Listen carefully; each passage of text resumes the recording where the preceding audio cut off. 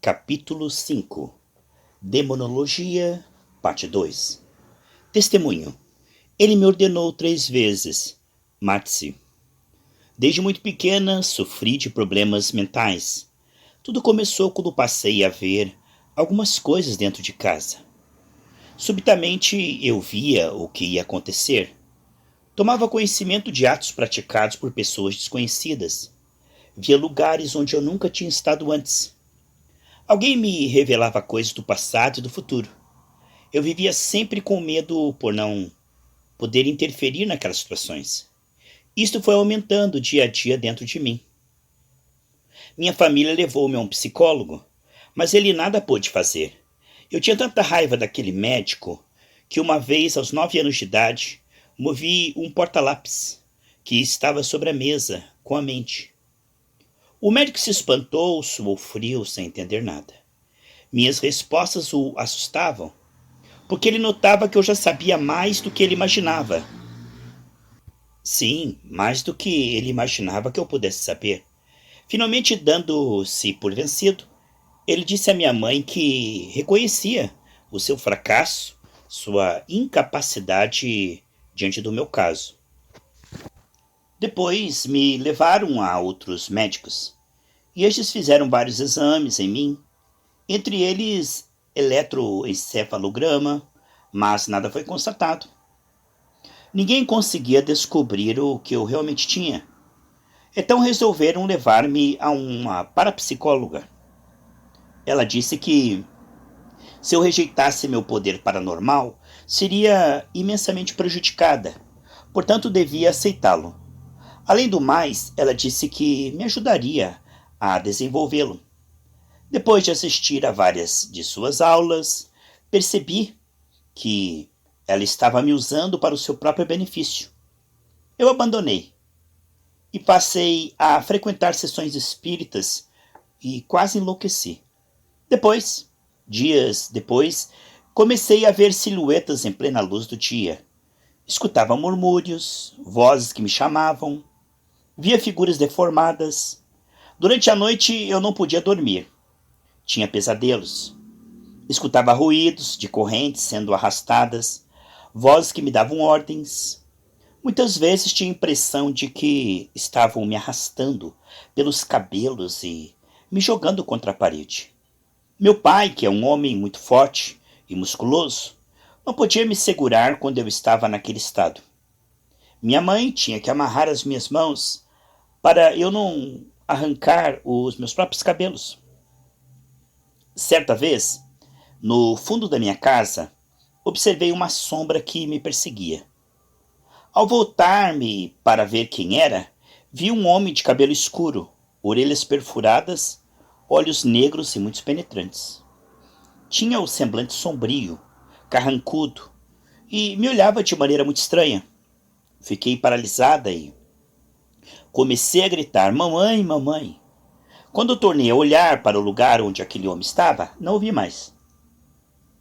Meu pai tentou segurar-me enquanto eu pulava e dava soco para todos os lados. Passado alguns tempos, Passado algum tempo, aqueles fenômenos diminuíram. Porém, no início de 1987, tudo voltou a acontecer. Senti que era o meu fim. Tentei me matar 3 vezes. Em uma dessas ocasiões, levei um facão para a cama e uma voz me disse: "Enfie-o agora em sua garganta, não doerá.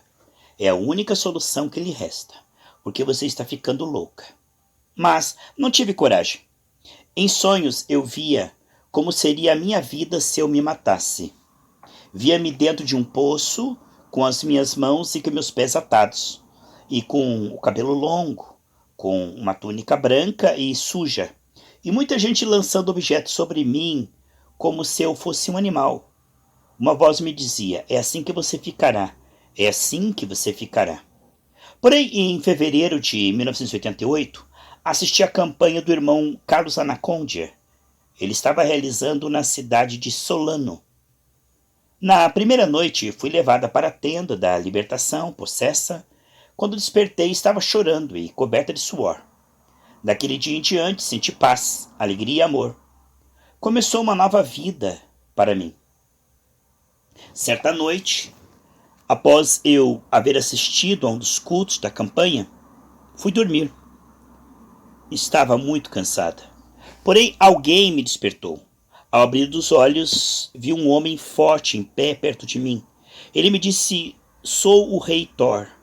Você é minha e não vai mais me deixar. Thor é personagem mitológico escandinavo da antiguidade que se caracterizava por reinar sobre as forças da natureza, a tempestade e a guerra. Eu quis louvar a Deus, mas a minha língua estava endurecida como pedra. Porém, após muito esforço, eu consegui pronunciar: O sangue de Jesus tem poder. Em seguida, comecei a adorar ao Senhor de todo o meu coração. O homem desapareceu. Em outra noite, tive um sonho.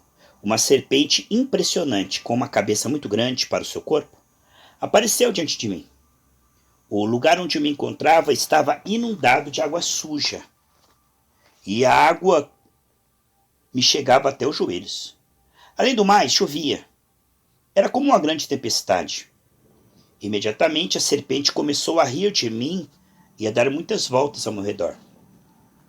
Cheia de autoridade do Espírito Santo, falei bem alto, quase gritando: Não tenho medo de você.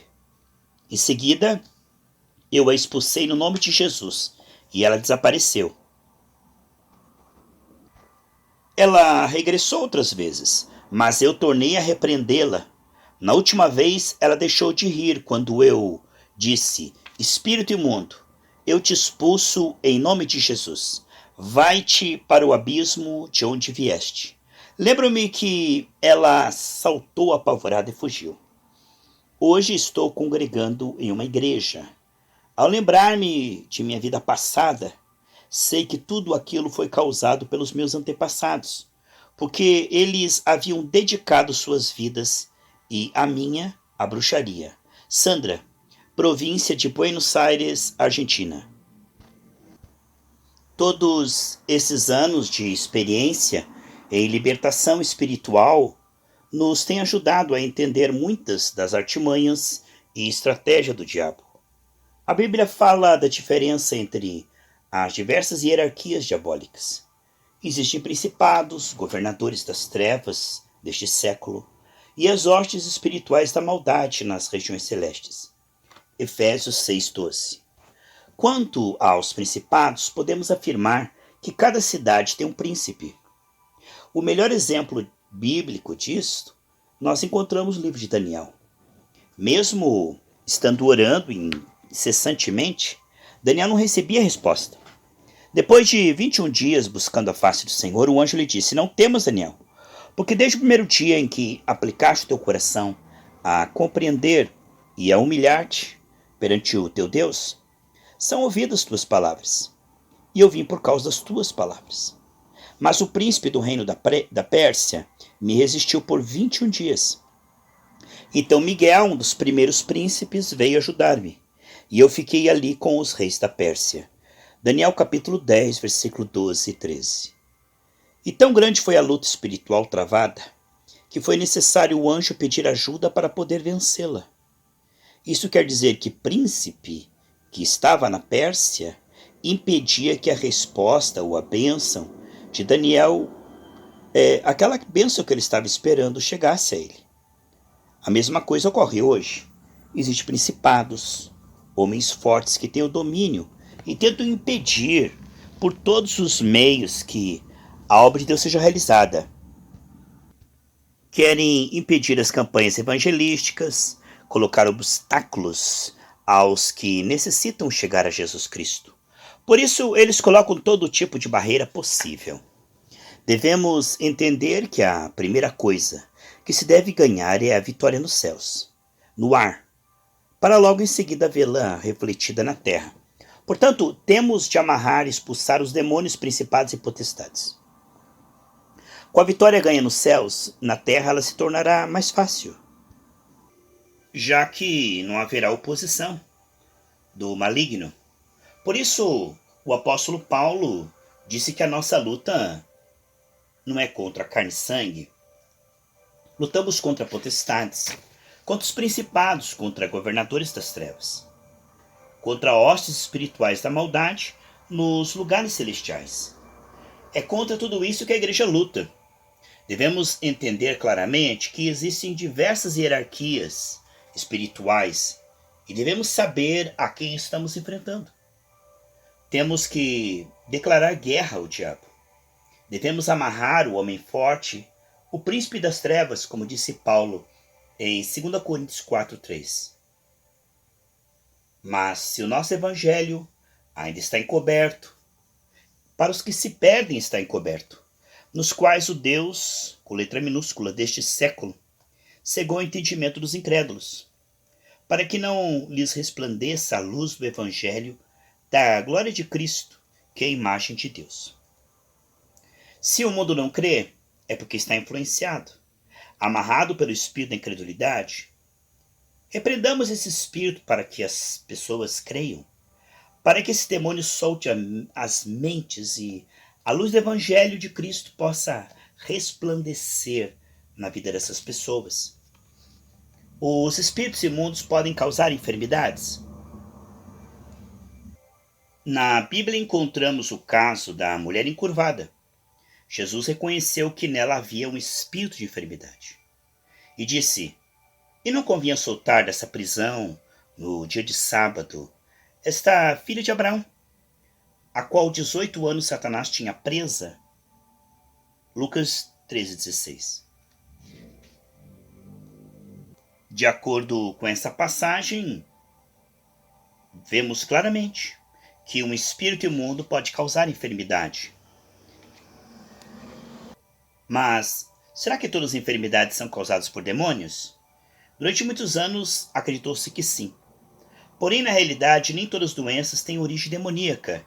Podemos esclarecer e comprovar isto com a Bíblia. Em Lucas 9:1, encontramos uma de tantas afirmações do Senhor Jesus acerca deste tema. Quando ele enviou os seus discípulos, deu-lhes poder e autoridade sobre todos os demônios e também para curar enfermidades. Observem um detalhe: o Senhor fez distinção entre demônios e enfermidades. Isso quer dizer que nem todas as enfermidades são causadas por demônios. Cada vez que oro pelos enfermos, repreendo o espírito de enfermidade, mas também repreendo a própria enfermidade, em si mesma. Um dia me convidaram para pregar em uma igreja em Buenos Aires. Ao concluir a pregação, quando chamei os enfermos para orar por eles, muitos se aproximaram. O Espírito Santo me disse: "Chame inicialmente os doentes com câncer." E assim eu fiz. E vieram ao altar umas 10 ou 12 pessoas. Quando orei por elas, repreendi o espírito de enfermidade. Espírito de câncer, sai dessas vidas em nome de Jesus. Também disse: enfermidade de câncer, sai dessas pessoas. No momento que repreendi o espírito de câncer, 4 daquelas pessoas caíram, estrebuchando e lançando espuma pela boca. Mas foram libertas e curadas. Os que não caíram nem se moveram também testificaram que haviam recebido cura. Deus é soberano. Nós que pensamos que sabemos tudo sobre Ele, não sabemos nada, porque Ele é imenso. É um Senhor infinito e nós somos tão somente seus pequeninos servos. Aleluia. Existem muitas causas de enfermidade. Nos capítulos seguintes, explicaremos em que aspecto a falta de perdão está relacionada com ela. 70% das pessoas que têm problemas espirituais e que são levadas para o local de libertação durante as campanhas evangelísticas confessam que têm em seus corações ódio, rancor, ressentimento e raízes de amargura. Estas são as maiores causas de enfermidade e opressão em suas vidas. Porém, a maioria recebe cura física e cura interior ao liberarem perdão às pessoas a quem odiavam. Examine seu coração e veja se você não está odiando ao seu cônjuge, outro parente qualquer, ou a um vizinho, a um colega de trabalho. O ódio e o ressentimento trazem consequências terríveis. Muitas vezes eles são causas de enfermidade que não sabemos de onde provém. Não importa o motivo do ódio. Jesus perdoou todos seus inimigos e diz que nós também devemos perdoar. Não fazê-lo é permanecer em condenação e desobediência à palavra de Deus. O perdão não é um sentimento, é uma decisão. Se você quer perdoar, o Senhor o ajudará a fazê-lo. Tenho orado por pessoas arruinadas por enfermidades que foram curadas ao término da oração em que confessaram que perdoavam os seus ofensores. É tremendo constatar como o poder restaurador de Deus opera através do perdão. Não deixe que o diabo se aproveite de seus sentimentos para produzir enfermidades em sua vida. Autoridade para expulsar demônios. O Senhor Jesus afirmou que a igreja tem poder e autoridade para repreender e expulsar demônios. Em meu nome expulsarão demônios. Eles não são expulsos a socos e pontapés, nem fazendo com que a pessoa endemoniada engula azeite. A verdadeira missão do diabo neste mundo é matar, roubar e destruir. Devemos entender o que realmente essas palavras significam. O inimigo não vai deixar nunca de nos atacar, até o Senhor nos levar definitivamente para sua companhia no céu. Essa é sua obra, sua meta. Mas Deus nos deu autoridade, nos capacitou, por meio de seu Espírito Santo, para desfazermos as obras do diabo em nome de Jesus. Muitas vezes cremos que é Deus quem vai fazer tudo. De certa forma é correto. Ele é quem faz tudo. Mas o Senhor nos deu a autoridade e o mandamento de continuar a obra que ele iniciou. Não podemos, portanto, orar por uma pessoa endemoniada, dizendo: Senhor, liberte essa pessoa, pois o Senhor pode responder que já libertou na cruz. Nós temos que nos apossar da autoridade que nos foi concedida e expulsar os demônios no nome de Jesus. Deus deu essa autoridade à sua igreja e todos os que creem. Não é um homem especial que tem esse poder. A todos que creem. Isso é o que temos que entesourar em nosso coração. A fé nos dá autoridade. Creio firmemente no que Jesus disse aos seus discípulos quando eles não puderam expulsar aquele demônio do jovem lunático. Eles lhe perguntaram: por que não pudemos nós expulsá-lo? E Jesus lhes respondeu: por causa da vossa pequena fé ou incredulidade. Em verdade vos digo que se tiverdes fé como um grão de mostarda, direis a este monte: passa-te daqui para acolá, e ele passará. Nada vos será impossível. No entanto, também acrescentou: mas essa casta de demônio não se expulsa senão por meio de oração e jejum. É Mateus capítulo 17, versículo 19 a 21. Então o que aconteceu? O Senhor caiu em contradição? Não, de maneira nenhuma. Ele nunca se contradiz. Quando alguém tem fé, remove montanhas. Mas quando a fé fraqueja, temos de buscar a face de Deus. Porque a fé é um dom que provém dele. A fé não é um atributo humano, e sim um dom que vem do céu. Se você deseja obter fé, busque-a, porque Deus é galardoador dos que o buscam. Se você tiver uma fé poderosa, a fé que move montanhas, não haverá diabo que lhe possa resistir. Por isso, se você não se acha em condições de enfrentar o diabo, busque o poder de Deus por meio de jejum e oração. Só assim Deus fará com que a unção desça sobre você e, consequentemente, você terá autoridade e poder sobre os demônios. Necessitamos buscar urgentemente a Deus. No tempo presente, a igreja tem de buscar o poder, a unção, a graça do Senhor. É necessário buscá-lo com intimidade, de joelhos, derramando nosso coração, nossa alma, com lágrimas, para que Ele nos capacite, nos unja, aumente a nossa fé, de maneira que possamos fazer a obra dele como Ele deseja. A maldade se multiplica, a ciência aumenta, e o homem está cada vez mais distanciado de Deus. Creio que a única maneira de nos aproximarmos, os homens de Deus se aproximar de Deus, é por meio da unção e do poder do Espírito Santo. Mas isso só conseguimos buscando ao Senhor. Mas quem tem o poder na obra de Deus? Posso assegurar que todos os seus servos. Ainda que alguém pense, Carlos, você tem mais poder que nós. Essa pessoa está muito enganada.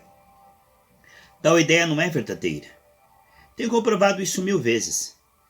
Todos nós temos a mesma autoridade. Por quê? É simples. Durante muito tempo pedi a Jesus que me desse poder. Sabe qual foi a resposta de Deus? Ele me disse, já lhe dei poder. Mas não compreendi isto. Até que o Espírito Santo me levou a palavra e me fez ler. E estes sinais hão de seguir os que creem. E eu lhe disse, já li. E ele respondeu, torna a ler. Quando li novamente, as letras pareciam estar iluminadas. Deus me perguntou, você acredita em mim? Respondi, sim, Senhor. Ao que ele disse, o poder não se manifesta na sua vida porque você... O poder não se manifesta na sua vida porque lhe falta crer verdadeiramente em mim. Não é um jogo de palavras. Mas uma coisa é acreditar em Deus e outra é crer nele de todo o coração. Portanto, este é o segredo. Crer em Deus. Ainda que você tenha apenas 3 dias de convertido, se tiver de agir pela fé, faça-o. Não temas. Confie em Deus. Se você está firme na palavra e a palavra está em você, o poder de Deus está à sua disposição. Porque Deus não faz acepção de pessoas. Alguns terão uma medida de fé maior, outros menor, mas Deus deu igual autoridade a todos nós para fazermos sua obra aqui na terra. Por outro lado, mesmo que você tenha 40 anos de evangelho, se ainda enfrenta o diabo com temor, com medo, ele vai rir da sua cara. Comece a exercitar a fé todos os dias. O que é que faz um atleta? Ele se exercita todos os dias, para que seus músculos cresçam. O que acontece se ele não exercitar-se todos os dias? Os músculos se atrofiarão. Com a fé ocorre a mesma coisa. Se você quer que sua fé cresça e se torne poderosa, você tem que colocá-la em prática a cada dia, exercitá-la, provar a Deus. E quando você constatar que o que a Bíblia diz se cumpre em sua vida, sua fé crescerá e se agigantará. Certa vez, uma mulher que tinha aceitado a Cristo apresentou uma mudança de vida tão extraordinária que atraiu um pai de santo até o local onde eu estava para que eu orasse por ele. Tenho 5 templos de Umbanda, disse ele. Sou um pai de santo famoso. Há muitas matérias nas revistas, nos jornais sobre mim. Muitas pessoas ricas e famosas me procuram em busca de ajuda. Mas eu lhe respondi. Eu respondi assim, você está oferecendo a essas pessoas aquilo que você não tem para si mesmo, nem para você mesmo. Você não tem paz, não tem felicidade, é um homem amargo, infeliz. Mas eu lhe garanto que conheço alguém que tem paz, felicidade e salvação para lhe dar agora. Ele lhe dará tudo isso e não lhe cobrará dinheiro nenhum. Só requer que você o confesse e reconheça como Senhor e Salvador de sua vida. Quantos milhares de pessoas estão enganadas e buscam Deus onde Ele não está. Somos culpados, pois conhecemos a verdade e aguardamos para nós. Tiremos essa verdade de dentro de nós, e comecemos a proclamá-lo nas ruas, nas esquinas, nas praças. Digamos a todos: Jesus Cristo transforma o homem. Ele é o único que pode mudar as nossas vidas. Jesus Cristo é o único que pode curar. Jesus Cristo reconstrói os lares. Ele dá paz e felicidade. É o único que pode nos dar vida eterna. Jesus Cristo é a vida. Se não fizermos isto, o diabo continuará aprisionando as vidas em suas redes e levando para o inferno milhares e milhares de almas dia após dia. Se a igreja não trabalhar, as campanhas que são realizadas fracassarão. É verdade que não podemos obrigar as pessoas a participar das reuniões, mas você precisa falar de Jesus, convidá-las e acompanhá-las ao lugar de reunião. Os que recebem a Cristo o farão porque você os evangelizou primeiro. Nós simplesmente concluiremos o trabalho que você iniciou, colocando sobre elas o selo da salvação, a libertação, proporcionando a elas a vida que Cristo dá. Paulo nos diz, na palavra de Deus: a minha palavra e minha pregação não consistiram em palavras persuasivas de sabedoria humana, mas em demonstração do Espírito e de poder. 1 Coríntios 2,4. Não foi com um discurso humano, e sim com demonstração de poder do Espírito Santo, que Paulo pregou às pessoas. A fé daqueles que creram na pregação de Paulo não estava fundamentada na sabedoria de homens, e sim apoiada no poder de Jesus Cristo. Esses são os frutos que permanecem. Quando comento essa passagem, digo que o Evangelho não é questão de palavras, e sim de poder. Muitos respondem: mas a Bíblia diz, bem-aventurado os que creram sem ver. Mas Deus sempre responde no meu interior: diga-lhes que você me glorifica pelos que também creram vendo. Eu mesmo sou um dos que creram no Evangelho porque vi. Se eu não tivesse visto, eu não teria crido. E sei que muitas pessoas são assim. Durante uma campanha evangelística que durou 45 dias, na cidade de San Justo, Buenos Aires, um homem trazia sua esposa para a cruzada evangelística toda noite, mas ele mesmo não se aproximava. Em um dos últimos dias, após deixar a esposa diante do local da reunião, o homem começou a passear com o seu cãozinho, nas imediações do lugar onde o culto estava sendo realizado. Em dado momento, ele colocou o animal sobre o capô do carro. Quando comecei a oração final, eu disse: toca, Jesus. E o cãozinho caiu imediatamente de cima do capô do carro no chão, com as patas para cima. Como aquele homem amava muito aquele animalzinho, ele pensou que o bicho tivesse morrido. Enquanto isso, eu continuava a minha oração. Em determinado momento, eu disse: levanta e anda. Imediatamente o cachorrinho levantou-se e começou a sacudir a cauda, olhando para o seu dono. O homem agarrou o cachorrinho e veio correndo, chorando, até a plataforma para receber Jesus. Aquele sinal tinha sido suficiente para ele. Deus se manifesta de diversas maneiras e por diferentes métodos, com o objetivo de que as almas o conheçam. Muitas vezes nós somos instrumentos de Deus. Somos seus instrumentos. A Bíblia diz que todos recebemos a unção do Espírito Santo. Mas se a usarmos ou não, dependerá então de nós.